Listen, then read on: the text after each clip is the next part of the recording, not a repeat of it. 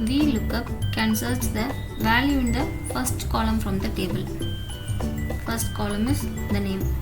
The corresponding value for that is written from the other columns from the table.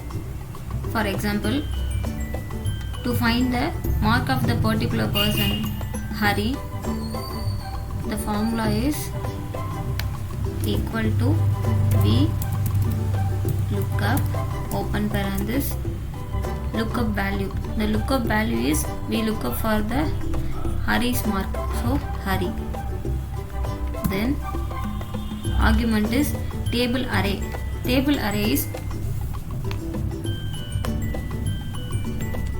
the whole table. Select the whole table.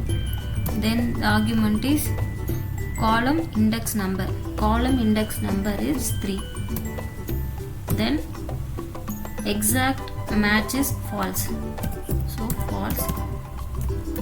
Enter the key. Now we have the total mark of the Hari. Now we can change the name John. We can